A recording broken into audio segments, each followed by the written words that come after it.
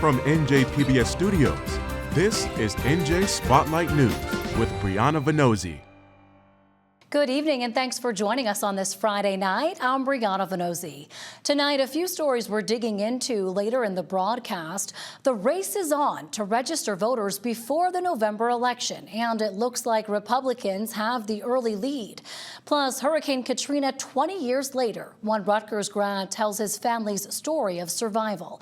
And the shrinking shoreline. Tourism brings in billions, but it takes millions to keep the coastline beaches replenished. But first, a few of today's top headlines. People across the state are squeezing in one final Labor Day trip before school starts and the unofficial end of summer.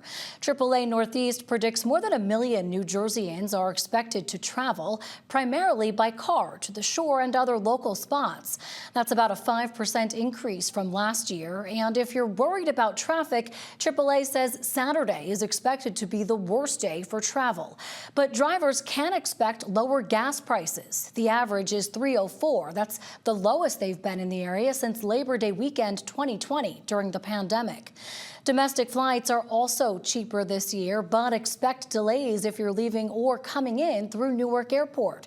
Flights were temporarily stopped Thursday morning due to communications issues. The FAA has since lifted the ground stop, but as of this afternoon, there are still dozens of delays and a handful of canceled flights at Newark. And if you are heading out, it's gonna be a gorgeous weekend weather-wise. So the state DEP says despite some erosion at a handful of beaches from Hurricane Erin, the shore did hold up well to the storm, and the sand will be packed this weekend. Also tonight, New Jersey has confirmed its two first human cases of West Nile virus.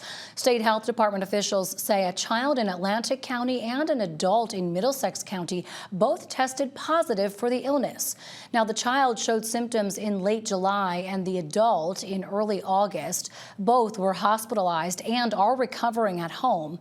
The Health Department is also investigating 4 suspected cases of West Nile and a report of a blood donor in Sussex County who tested positive but doesn't have symptoms. Health experts warn that mosquito activity is high right now. West Nile virus has been detected in every county, especially in North Jersey.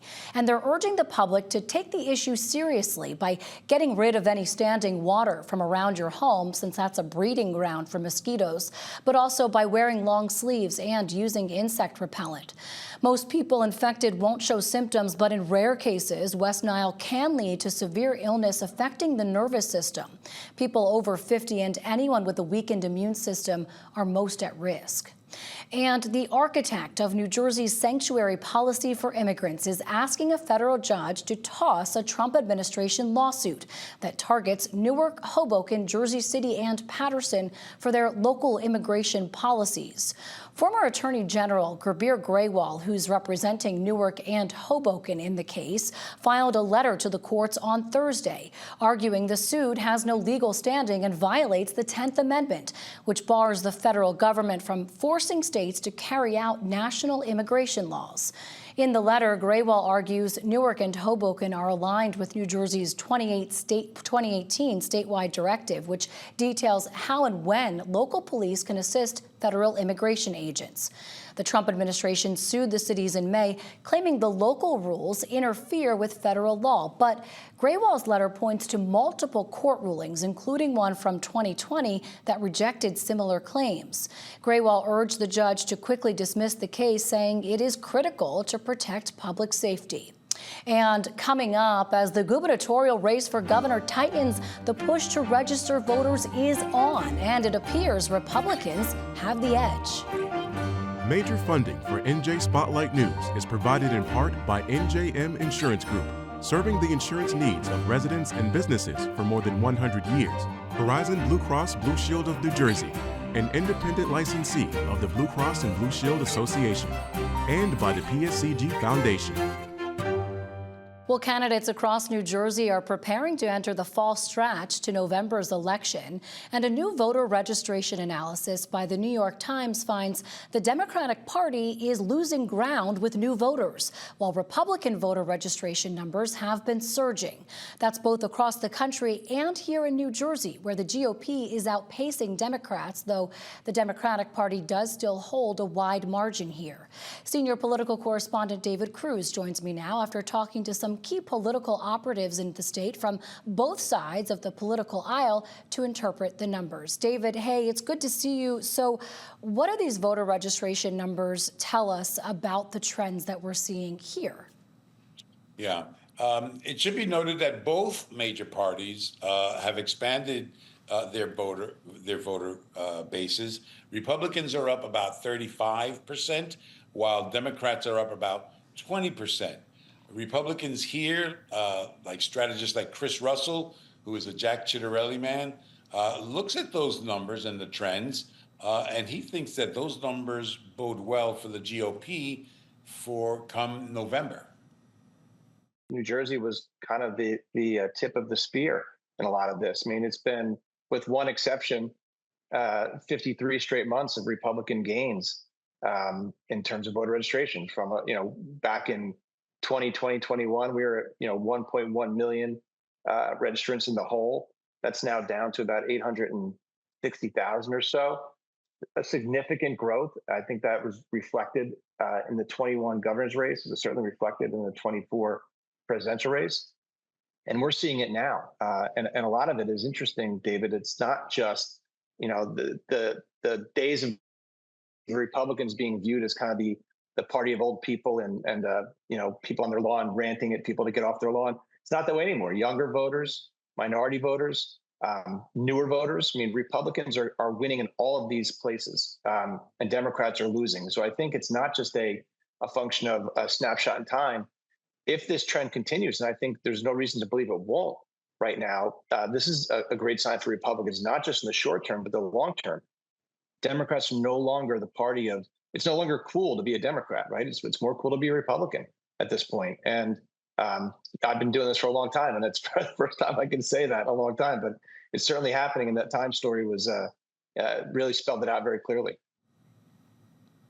It's more cool to be a Republican. So you hear Chris Russell talking about the future there. It's 4.5 million new voters. The deficit between Democrats and Republicans over the country is 4.5 million voters, and that's a lot of votes, and it's going to take some years to make that up. In New Jersey, Democrats have taken notice, but they seem to be doing pretty much nothing to close the gap. We asked Phil Elijah this week. He's a prominent Essex County Democratic operative. He pointed out that there's still, and you heard Chris mention it, 860 or so thousand more Democrats than Republicans here in New Jersey, but that's down from 1.1 million just a few years ago. Elijah says, despite that trend, registration numbers from the most recent primary are actually good news for Democrats. It's not a positive trend, but it's not an insurmountable trend. It's not something that makes me worry for the 2025 election. It may make me worry for 2035 or 2030 if the trend continues, but I don't think we're talking about in July, the numbers just came out, and it was an increase of about 2,000 votes in Republican registrations. A number that absolutely concerns me, but not a number where I'm raising a red flag and saying this is going to affect the 2025 election. To be able to vote in a primary in New Jersey, you need to declare, and we had 82,000 unaffiliated voters declare for the Democratic Party in June. That's an exciting number. The energy in June for the Democratic Party, for all the candidates, the Mayor Baraka had huge excitement, Steve Fulop had excitement, Sweeney, Spiller, and Gottheimer, and Mikey had the most. So I think it was a great primary. I think everyone now is consolidated behind Mikey Sherrill. Like I said, I'm concerned about it for the far future, but I don't think it's going to have an impact on as much on 2025 as you may believe. You know, some people might call that a little cavalier, especially here in Jersey, where elections come, every few months. So we talked to Micah Rasmussen of the Rebovich Institute at Rider University, and he looks at these trends all the time. He thinks Democrats should at least be a little worried. I think this is a difference in enthusiasm, and it's a longer term difference in enthusiasm. Republicans are fired up. They are knocking on doors. They are out organizing. They're out working. They're hungry for this. And so I think that's been the difference over the course of the long term. I like to take another snapshot look at things, which is that 4 years ago, when Jack Ciattarelli lost to Governor Murphy by only 75,000 votes, the difference between Republicans and Democrats for that election was 1,070,000 voter advantage for Democrats. They had over a million voter advantage over Republicans. Now that difference is down to 864,000 voters. And so it is a big difference, 200,000 votes. When you lost an election by 75,000 votes, that is the kind of ground that you want to make up that's going to make you more competitive than the last election, not less competitive than the last election. Well, I mean, that's an interesting point. I wonder, though, David, do any of these numbers give us a breakdown of the demographics, exactly who is registering as new voters for these parties? Well, we didn't see that in the Times analysis, but we do know. You heard Chris Russell say it's cool to be a Republican again. In the last 6 years, Republicans went from roughly 1/3 of newly registered voters under 45 to a majority now. So younger voters trending Republican. The trend lines are equally bad for Democrats among Latino and African American voters. It should be noted, just for some context, that they still hold big majorities among Latinos and African Americans. But you saw that in the presidential election. Republicans did make some inroads with Latino voters and significantly black voters. Yeah, I know Phil Elagius said he's not worried about this election, but in the years to come, and we know that those years creep up quickly, especially when it comes to politics. David Cruz for us. David, thanks so much. Thank you. 20 years ago today, Hurricane Katrina hammered the Gulf Coast, one of the deadliest and costliest natural disasters in U.S. history, causing widespread destruction, especially in New Orleans, where levee failures led to catastrophic flooding that submerged 80% of the city. The Category 4 hurricane took nearly 1,400 lives and displaced thousands of others, including then 4-year-old Terrence Leon George, his mom and siblings, who scrambled for survival in Gulfport, Mississippi. Before they were rescued, though, and made their way to New Jersey, an encounter would change the trajectory of Terrence's life, as well as how he reckoned with the trauma. In this special report, WNYC's Michael Hill shares his story. Terrence Leon George II was a boy born in Hard Time, Mississippi, to borrow some lyrics from Stevie Wonder. And on August 29, 2005, he was surrounded by the wind, water, and wicked waves of Hurricane Katrina and its devastation. In the aftermath of that storm, Terrence says he was exposed to a camera for the first time.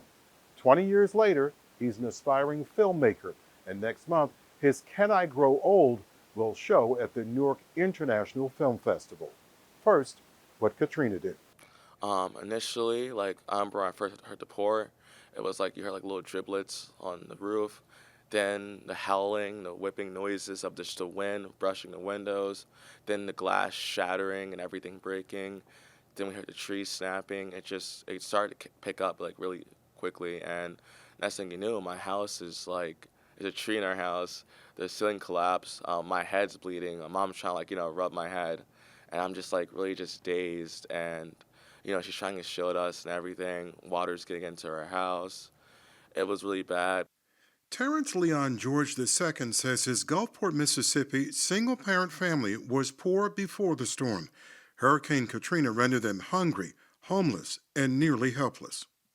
And my mom, she was really worried about getting her check from Ruby Tuesdays. They told her, despite her working 40 hours that week, they would not pay her. In the Deep South scorching heat and humidity that followed, an encounter with a nonprofit organization would change the trajectory of Terrence's life and his family's future. Feed the Children gave them food. The nonprofit's crew with the camera and recording equipment fascinated Terrence, who had a speech impediment. Well, my twin brother used to speak for me back in the day, so like I used to like whisper in his ear, and like he would like just ask him questions. But like we were just asking like, who are they? What are they doing? Are they superheroes? Like, what is that? Is that a weapon? Because like when you see a camera for the first time, like if you look at these cameras, like it looks like some sort of like alien, like like hardware or something. So to me, it was like, as a country boy, grew up in a simple like neighborhood, I was like, wow, what is this? It's so cool. Feed the Children made an ad pitching for money to help Katrina survivors. It featured Terrence's mother, Nikki, giving a tour of their destroyed house. Okay, this is the room we were at when the storm came. We were laying in the bed, and the roof came in. Nikki would borrow a crew member's cell phone to call her father in Bergen County, New Jersey. He had been alerted that Nikki and her family were on TV. He watched the Feed the Children ad. Mr. Bugs, what did you think when you saw that spot? They looked desperate to me. Yeah, they were very desperate. And I don't know. I knew I had to do something.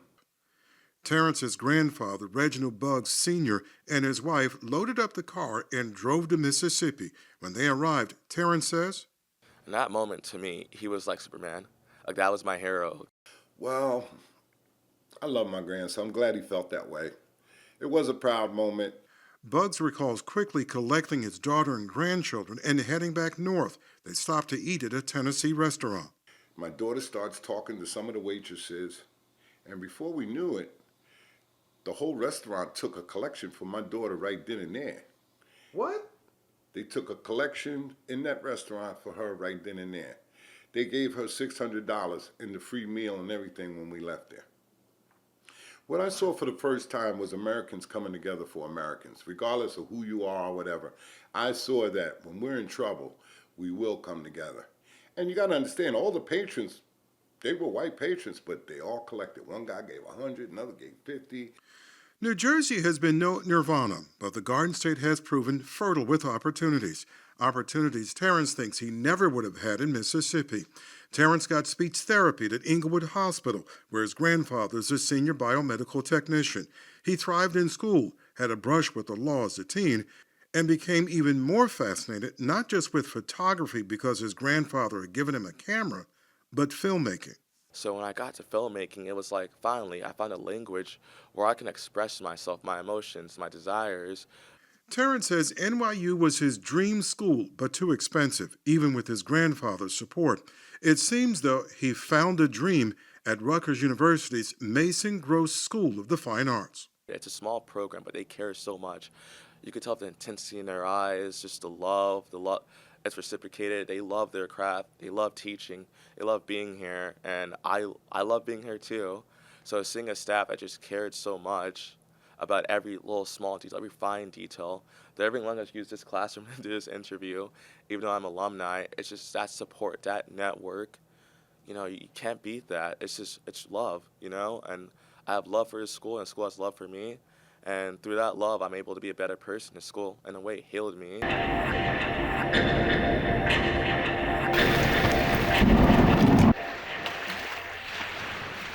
You were homeless.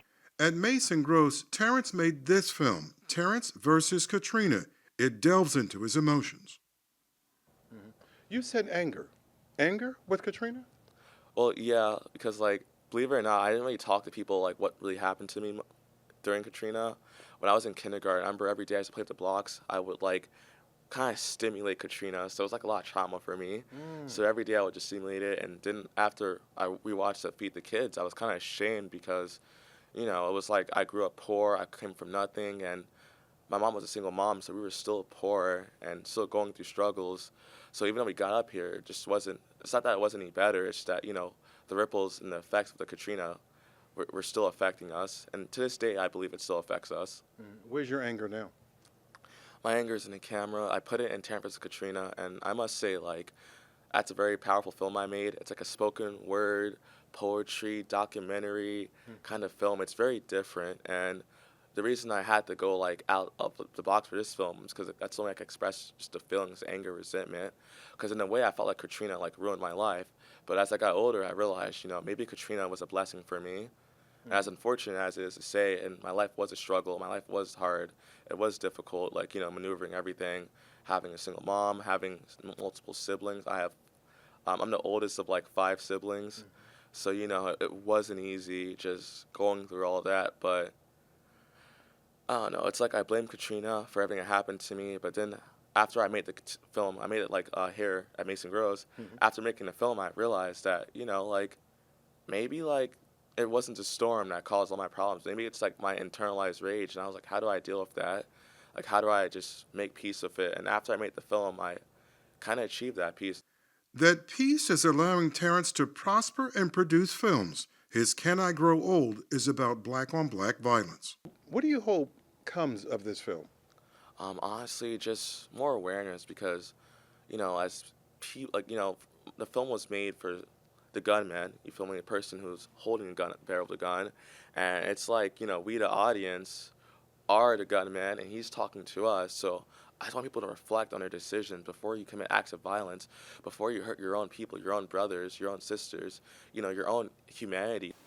Can I Grow Old has won numerous awards. It will be shown next Thursday, September 4th, at the Cineplex 12 Theater in Newark, 20 years after Terrence's fascination began with the camera. A Katrina silver lining on the silver screen. In New Brunswick, Michael Hill for NJ Spotlight News. In our Spotlight on Business report tonight, what does it take to protect our Jersey beaches and the billions of dollars in tourism revenue they bring in? Well, the issue is front and center after Hurricane Aaron washed away large chunks of the coastline for some shore towns here, like Monmouth Beach, where 50% of the sand was wiped away by the storm. Not long after, a replenishment project had wrapped there.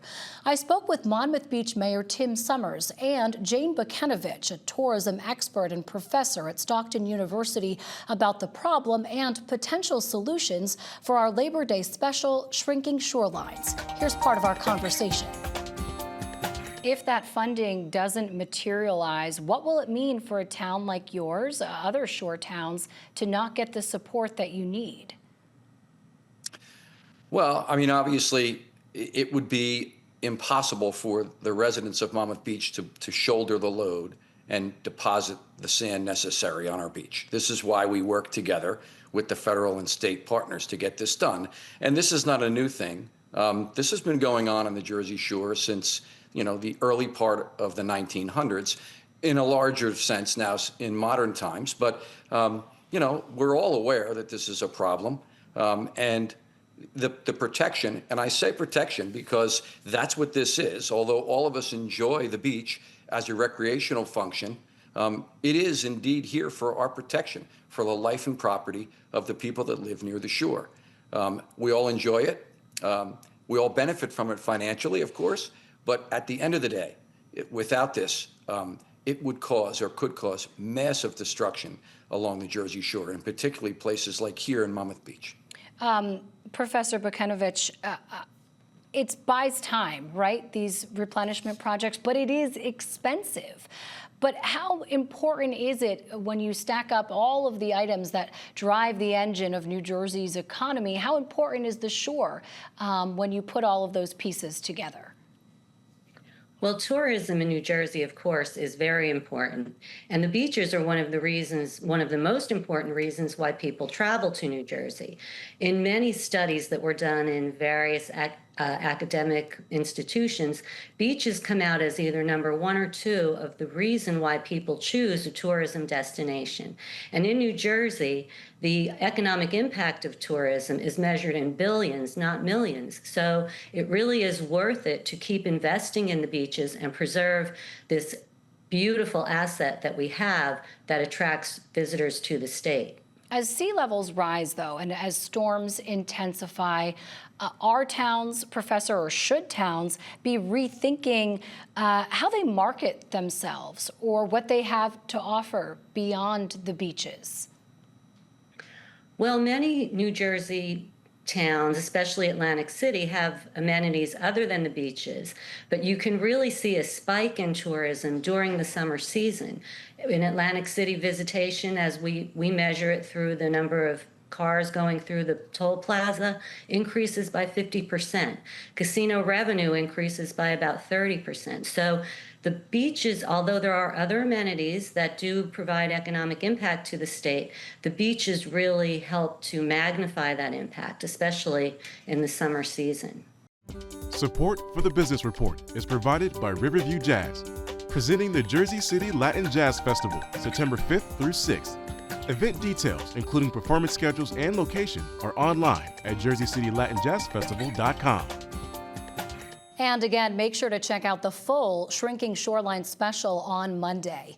That's going to do it for us this week. A reminder, though, you can download our podcast wherever you listen and watch us anytime by subscribing to the NJ Spotlight News YouTube channel.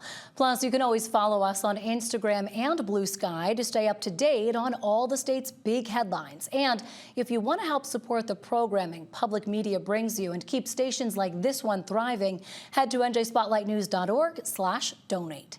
I'm Brianna Venozzi. For the entire team at NJ Spotlight News, thanks for being with us. Have a safe and happy Labor Day weekend. We'll see you right back here on Monday.